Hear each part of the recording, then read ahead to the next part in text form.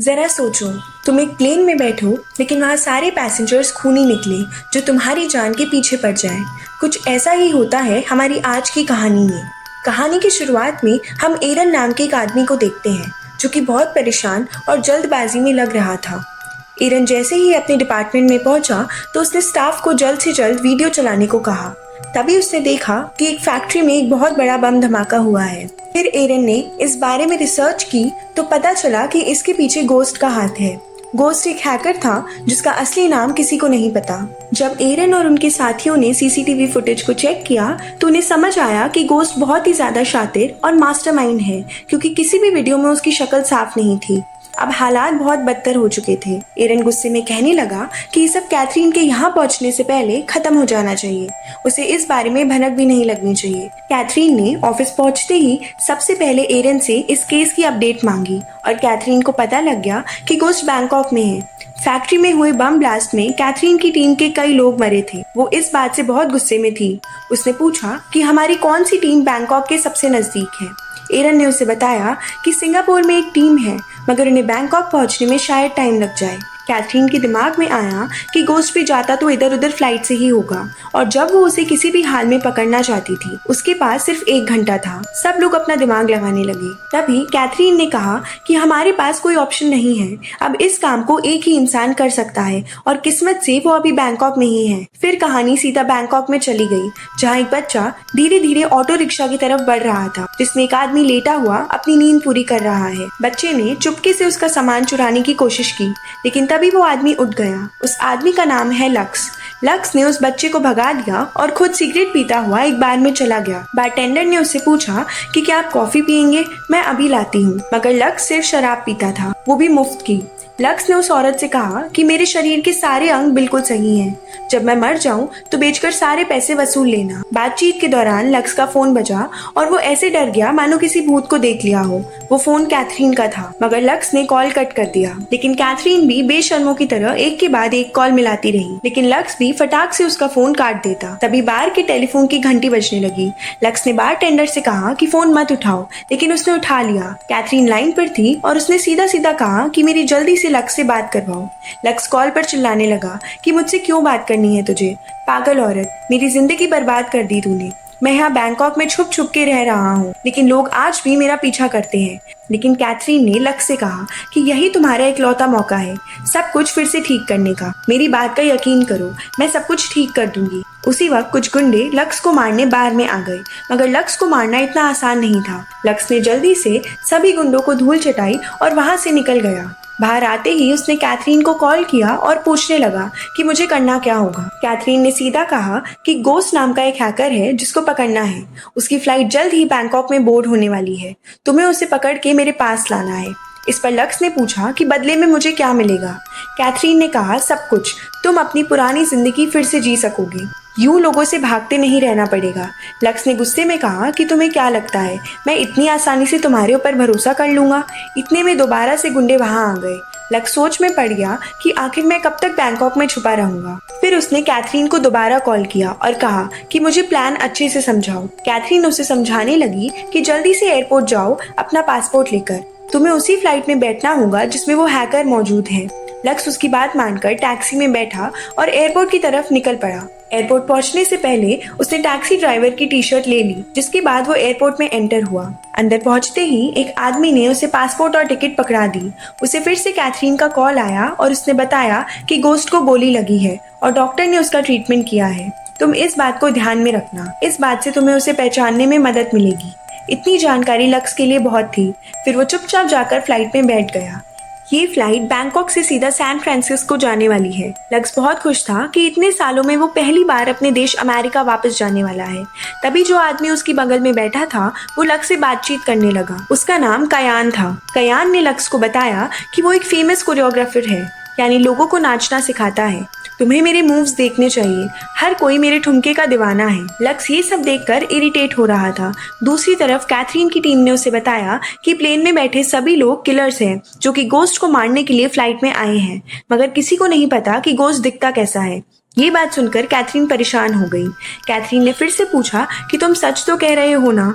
जिसके बाद टीम ने हाँ में जवाब दिया। कैथरीन समझ गई कि अब कुछ बहुत बुरा होने वाला है। उसने अपने लोगों को जल्द से जल्द गोस्ट की शक्ल ढूंढने को कहा। तभी फ्लाइट में कयान ने लक्स को एक ड्रिंक ऑफर की, जिसे पीने के बाद लक्स को सब कुछ धुंधला दिखने लगा और वो अपना होश खो बैठा। तभी कयान उसे बाथरूम में ले गया और धमकाने लगा। कुछ वक्त पहले कयान को भी गोस्ट को मारने का कॉन्ट्रैक्ट मिला था और उसे लग रहा था कि लक्स ही गोस्ट है। उसने लक्स को बुरी तरह मारना शुरू कर दिया। लक्स ऐसी हालत में खुद को बचाने की लगातार कोशिश कर रहा था, लेकिन उस ड्रिंक की वजह से अब कयान उस पर हावी पड़ने लगा। आखिर में कयान ने लक्स का गला दबाकर उसे जान से मारने की कोशिश की। तभी लक्स ने देखा कि ऊपर दीवार पर लोहे का एक हैंडल था। उसने थोड़ी जान लगाई और कयान को उठाकर उसका सर हैंडल में घुसा दिया और कयान वहीं खड़ा खड़ा मर गया। उसको मारने के बाद लक्स को थोड़ा चैन मिला। लक्स जानता था कि उस ड्रिंक की वजह से वो बेहोश होने वाला है, इसलिए वो रेंगता हुआ दरवाजे के पास गया और वहां रखे शैम्पू को पीने लगा ताकि उसे जल्दी से जल्दी उल्टी हो जाए। उल्टी करके लक्स को काफी राहत मिली। तभी वॉशरूम के दरवाजे के पास 2 फ्लाइट अटेंडेंट आ गए। लड़की का नाम ईशा और लड़के का नाम रायस था। वो दोनों देखने आए थे कि सब ठीक तो है, क्योंकि वॉशरूम का दरवाजा काफी देर से बंद था। वो दोनों बार बार दरवाजा नॉक कर रहे थे, पर लक्स ने दरवाजा नहीं खोला। तभी वहां स्काई मार्शल आ गया और वो भी दरवाजे को पीटने लगा। आखिरकार लक्स ने दरवाजा खोल दिया और वो लोग पूछने लगे कि इतनी देर से तुम अंदर क्या कर रहे हो। लक्स कहने लगा कि मेरी तबीयत अचानक खराब हो गई, इसलिए इतना टाइम लगा। मगर स्काई मार्शल को उसकी बात पर यकीन नहीं हुआ। उसने सोचा कि लक्स कुछ तो गड़बड़ कर रहा है, तो उसने अपनी बंदूक निकाली और लक्स पर तान दी, लेकिन लक्स ने पलक झपकाते ही बंदूक छीन ली। ये देखकर अटेंडेंट का मुंह खुला का खुला रह गया। उन लोगों को कयान की बॉडी नहीं मिली, क्योंकि लक्स ने उसे वॉशरूम में छुपा दिया था। दोनों अटेंडेंट बहुत डरे हुए थे। तब लक्स ने उन्हें बताया कि मैं एक FBI एजेंट हूँ। मैं यहाँ एक क्रिमिनल को पकड़ने आया हूँ जो इस वक्त इस फ्लाइट में मौजूद है। तुम लोगों को मेरी मदद करनी चाहिए। ईशा ने पूछा कि ये आदमी कौन है, वो दिखता कैसा है, हमें बताओ, हम तुम्हारी मदद जरूर करेंगे। इस पर लक्स ने कहा कि ये तो मुझे भी नहीं पता, मैं सिर्फ इतना जानता हूँ कि उसका नाम गोस्ट है। आज तक किसी ने उसका चेहरा नहीं देखा और उसका असली नाम भी कोई नहीं जानता, मगर इतनी जानकारी है कि उसे हाल ही में गोली लगी है और हमें फ्लाइट लैंड होने से पहले उसे ढूंढना होगा। जिस आदमी को मैंने अभी मारा वो भी गोस्ट को मारने आया था और उसे लगा कि मैं गोस्ट हूँ। इसका मतलब है कि फ्लाइट में और भी लोग हो सकते हैं जो गोस्ट को मारने आए हों, लेकिन मुझे गोस्ट को जिंदा पकड़ना है, तो इससे पहले कि लोग उसे मार दे हमें उसे पहचानना होगा। लक्स ईशा से कहता है कि मुझे कुछ कपड़े चाहिए, मेरे पास कपड़े नहीं है। कार्गो एरिया में एक और हिटमैन छुपा हुआ था जो अपने हथियार को तैयार कर रहा था। इतने में लक्स भी रेडी हो गया। उसने अंदर जाकर नजर मारी और फिर बाहर आकर पैसेंजर्स की लिस्ट को चेक किया। फिर ईशा उसे कार्गो एरिया में ले गई और सब वहाँ बैठ गए। जैसे ही उन्होंने कंपार्टमेंट खोला तो एक डेड बॉडी नीचे गिर गई। ये बॉडी किसी और की नहीं बल्कि स्काई मार्शल की थी। इसका मतलब था कि जिसे लक्स ने मारा वो नकली पुलिस वाला बनकर वहां आया था। लक्स कुछ सोचते हुए नीचे बैठ गया। तभी उसने देखा कि ईशा को डर के मारे पसीना आने लगा है। लक्स बहुत समय से इस बिजनेस में था, उसे पता था कि ये पसीना अलग है। ऐसा पसीना तभी आता है जब आप घायल हो। लक्स ने कहा कि मुझ पर बहुत बार लोगों ने हमला किया है, यहाँ तक कि गोलियां और चाकू भी मारे हैं। इसका मतलब तुम भी घायल हो, तुम्हें गोली मारी गई है ना। लक्स समझ गया कि ईशा ही गोस्ट है। सबको लग रहा था कि इतना बड़ा हैकर एक लड़का ही होगा, लेकिन वो लड़की निकली। ईशा ने इस बात को मानने से इनकार कर दिया। ईशा ने कहा कि नहीं, मुझे कोई गोली नहीं लगी, पागल हो क्या आप। कार्गो डिपार्टमेंट में छुपा हुआ हिटमैन उसकी सारी बातें सुन रहा था। उसने अचानक से ईशा पर हमला करना चाहा, मगर ईशा ने एक ही झटके में उसे मौत के घाट उतार दिया। इस बात से तो क्लियर हो ही गया कि ईशा ही गोस्ट है। ईशा को लक्स पर भरोसा नहीं था कि वो सिर्फ उसे पकड़ना चाहता है, मारना नहीं। लेकिन लक्स ने कहा कि मुझ पर भरोसा नहीं करोगी तो करोगी क्या। इस प्लान में मौजूद हर एक इंसान मुझे लगता है तुम्हें मारने ही आया है और सिर्फ मैं हूँ जो तुम्हें बचाना चाहता है। तो वो मान गई और कहा कि आगे का प्लान क्या है। लक्स ने कहा कि तुम एयर होस्टेस होने की एक्टिंग करती रहो, पर जब भी तुम्हें किसी पर डाउट हो तो सीधा आकर मुझे बताना। फिर वो पायलट से मिले और उसे बताया कि कुछ बहुत बुरा होने वाला है, तो चाहे कुछ भी हो जाए लेकिन कॉकपिट का दरवाजा मत खोलना। एक पैसेंजर ने ईशा से कॉफी मांगी। ईशा ने कॉफी दे दी और फिर वापस अपनी जगह पर आ गई। उधर लक्स फर्स्ट क्लास में घुस गया ये देखने के लिए कि किस किस टाइप के किलर वहाँ आए हैं। उसी वक्त एक लड़की ने लक्स पर अचानक से हमला कर दिया और उन दोनों में फाइट शुरू हो गई। वो लड़की बहुत बेहतरीन फाइटर थी। लक्स जीतने की पूरी कोशिश कर रहा था, मगर लड़की को हराना नामुमकिन सा लग रहा था। जब लड़की ने मास्क हटाया तो लक्स समझ गया कि ये ट्रेड गैंग की मेंबर है, जो कि एशिया का सबसे बड़ा गैंगस्टर ग्रुप था। तभी लक्स की नजर कांच के टूटे हुए ग्लास पर पड़ी। उसने ग्लास उठाया और लड़की की आंख में घुसा दिया। जिससे लड़की को कुछ भी दिखना बंद हो गया। लेकिन वो किलर फिर भी हार नहीं मान रही थी, जिसके बाद लक्स ने वो ग्लास उसके सर में घुसाकर लड़की को मार डाला। मगर बात यहाँ खत्म नहीं हुई। प्लेन ट्रेड गैंग के मेंबर से भरा हुआ था और सब ने अब लक्स पर हमला बोल दिया। वहीं दूसरी तरफ जिसे ईशा ने कॉफी दी, वो इंसान जानता था कि ईशा ही गोस्ट है। इससे पहले कि वो ईशा पर हमला करता, उसका गला बेहद दर्द करने लगा क्योंकि ईशा ने उसकी कॉफी में जहर मिला दिया था और वो हिटमैन ईशा को मारने से पहले ही मर गया। उधर लक्स सबसे फाइट कर रहा था और उसने सबको एक एक करके चित कर दिया। तभी ईशा वहाँ रायस के साथ आई और वो इतने सारे लोगों को ढेर देखकर दंग रह गई। लक्स की हालत बहुत खराब थी।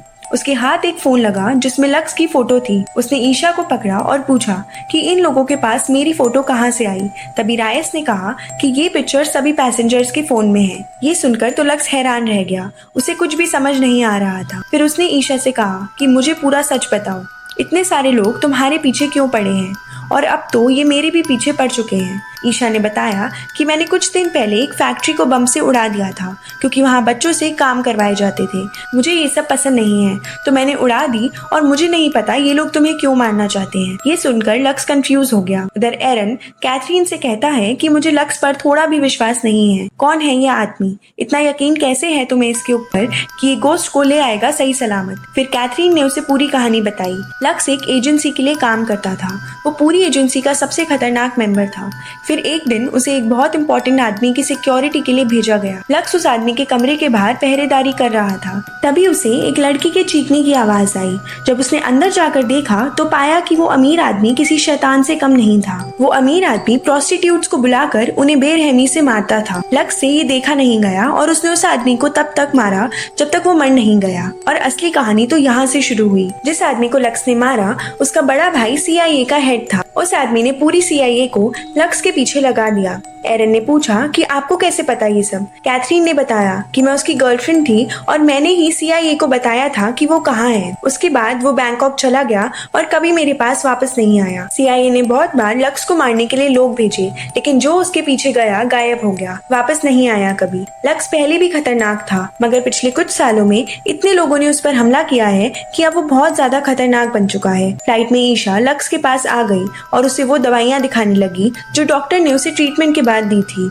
ईशा ने कहा कि तुम इन्हें खा लो, तुम्हें काफी चोट लगी है। पर तभी लक्स ने देखा कि उसे काफी सारे हिटमैन ढूंढ रहे हैं। लक्स सीधे तौर पर उनसे भिड़ गया और एक एक करके सबको मारने लगा। पर तभी ईशा ने देखा कि लक्स धीरे धीरे कमजोर पड़ रहा है तो वो उसकी जान बचाने आ गई। मगर लक्स गुस्से में कहने लगा कि तुम क्या कर रही हो? मेरी मुसीबत और बढ़ जाएगी अगर उन लोगों को पता चला कि मैं तुम्हारे साथ हूँ। तभी एक आदमी उनकी बात सुन लेता है और एक दूसरे आदमी ने लक्स पर हमला बोल दिया। लक्स उससे लड़ रहा था और वहीं ईशा दूसरे गुंडे से अपनी जान बचा रही थी। ईशा पूरी कोशिश कर रही थी कि वो उस हमलावर को मार सके और आखिरकार वो ये करने में सफल भी हो गई। लक्स ने भी लगभग सबको मार ही दिया था, मगर अब वो चाकू के वार से घायल हो चुका था। तभी 3 औरतों ने आकर लक्स पर हमला बोल दिया, लेकिन ईशा ने उसे बचाने के लिए चिल्लाते हुए कहा कि ये मेरे साथ है। ये औरतें ईशा की दोस्त थी जो उसे बचाने के लिए इस फ्लाइट पर मौजूद थी। लक्स को बहुत चोटें लग चुकी थी। वो उसका इलाज करने के लिए उसे नीचे की तरफ ले गए और इधर कैथरीन को ईशा की शक्ल पता लग गई।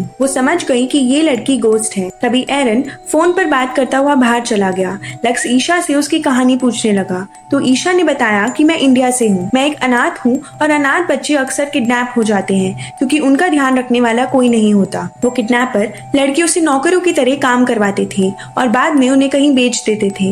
लेकिन मेरा दिमाग बहुत तेज था, इसलिए सब सोचते थे कि मुझे बेचने से ज्यादा अच्छा है कि मेरे दिमाग का इस्तेमाल करके पैसे कमाए जाए। मुझे हैकिंग आती थी तो उन्हें मैं काफी जगह से बचाने लगी। मैं धीरे धीरे समझदार होती जा रही थी और जब थोड़ी बहुत बड़ी हुई तो उन लोगों को छोड़कर भाग गई। फिर अगले 10 साल मैंने एक डिवाइस पर काम किया। मैंने दुनिया का सबसे खतरनाक डिवाइस बनाया जिसकी मदद से आप किसी भी सिस्टम को 30 सेकंड में हैक कर सकते हो। वही काम बाकी हैकर्स को करने में सालों लग जाते हैं। लेकिन जल्द ही सबको इस बात का पता लग गया और सब मेरे पीछे पड़ गए। इन लोगों को मैं नहीं बल्कि वो डिवाइस चाहिए। मुझे डर है कि अगर ये डिवाइस किसी गलत हाथ में चला गया तो इससे ज्यादा खतरनाक और कुछ भी नहीं हो सकता। फिर हम देखते हैं कैथरीन एरन के पास आई और कहा कि तुम मुझसे क्या छुपा रही हो, मुझे अभी सब कुछ बताओ। फिर एरन उसे सब कुछ सच बताने लगा कि मेरे लोग भी गोस्ट के पीछे पड़े हैं। उसके पास एक बहुत स्पेशल डिवाइस है जिसके लिए लोग मुंह मांगी कीमत देने को तैयार हैं। जैसे ही मुझे पता चला कि गोस्ट उस प्लान में है तो मैंने उसके ऊपर इनाम रख दिया और सभी किलर्स को प्लेन में पहुंचा दिया। मुझे तो बाद में पता चला कि आपने भी अपने एजेंट को प्लेन में भेजा है। तो मैंने सबसे पहले लक्स की फोटो सभी किलर्स को भेज दी ताकि वो पहले लक्स को मार दें और फिर गोस्ट को। मुझे यकीन है कि अब तक वो लक्स को मार चुके होंगे और जल्द ही गोस्ट को भी मार देंगे। आखिर में वो सभी किलर्स पैसों के लिए आपस में लड़ेंगे और जब तक प्लेन लैंड होगा कोई नहीं बचेगा, सब लोग मर जाएंगे। वो डिवाइस मेरा, मैं आपको उसमें से एक छोटा सा शेयर दे सकता हूँ, जिसके लिए कैथरीन मान गई। प्लेन में ईशा को पता चला कि उसकी फोटो ऊपर बैठे सभी किलर्स तक पहुंच गई है। इसका मतलब लड़ाई अब और भी खतरनाक होने वाली है। लक्स ने कहा कि मुझे वो दवाई दो और दवाई पीते ही उसके शरीर में बदलाव आने शुरू हो गए।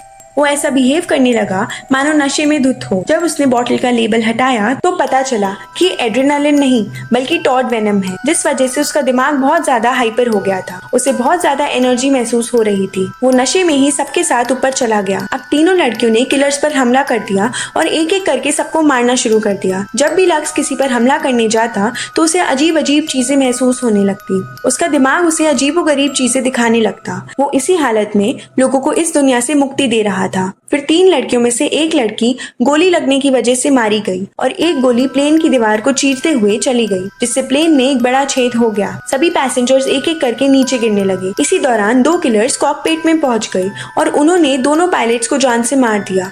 अब हालात बहुत ज्यादा खराब हो चुके थे। तभी ईशा की नजर चेन्स पर पड़ी और उसने एक चेन लक्स को दे दिया। अब लक्स ने लोगों को गाजर मूली की तरह काटना शुरू कर दिया। तभी एक आदमी ने ईशा पर गोली चला दी, लेकिन एक लड़की ने सामने से आकर ईशा की जान बचाई। लक्स अब रुकने वाला नहीं था। उसने सबको मार दिया और कॉकपिट में गया। नीचे जमीन पर कैथरीन और एरन प्लेन का वेट कर रहे थे, लेकिन वो हवाई जहाज लैंड हुआ ही नहीं क्योंकि वो जहाज पूरी तरह बर्बाद हो चुका था। दोनों पायलट मर चुके थे। ये जानकर कैथरीन गुस्से से पागल हो गई और उसने एरन को गोली मार दी। दूसरी ओर ईशा और लक्स कॉकपिट में थे। ईशा प्लेन को लैंड करने की कोशिश कर रही थी और आखिरकार प्लेन धीरे धीरे लैंड होने लगा। तभी कैथरीन ने लक्स को फोन करके पूछा कि ईशा और उस डिवाइस का क्या हुआ, मगर लक्स ने कहा कि मैं तुम्हारी एक भी बात नहीं सुनूंगा और ना ही कोई मदद करने वाला हूँ। मैंने आज तक तुझसे घटिया औरत नहीं देखी जो सिर्फ अपना फायदा देखती है। ईशा ने लक्स को अपनी जान बचाने के लिए शुक्रिया अदा किया। लक्स ने कहा कि तुमने भी मेरी जान तो बचाई ही है, साथ ही मुझे जीने का एक मकसद भी दिया है। अब तक मैं बिना सिर पैर की जिंदगी जी रहा था। जल्द ही ईशा ने जहाज को मोड़ दिया और देखा कि लक्स बेहोश हो चुका है। जब लक्स की आंखें खुली तो वो हॉस्पिटल में था जहाँ उसका इलाज चल रहा था, लेकिन तभी वहाँ अचानक हमला हो गया। हर तरफ से गोलियों की बरसात होने लगी और पूरा हॉस्पिटल गोलियों से छल्ली हो गया। लक्स बाहर आया तो ईशा उसकी तरफ भागते हुए आई और कहा कि लड़ाई अभी खत्म नहीं हुई है, ये लोग अभी भी हमें ढूंढ रहे हैं, हमें इस लड़ाई को जारी रखना होगा। इसी के साथ कहानी यहाँ पर खत्म होती है। जल्दी से चैनल को सब्सक्राइब कर दो। मिलते हैं अगले वीडियो में।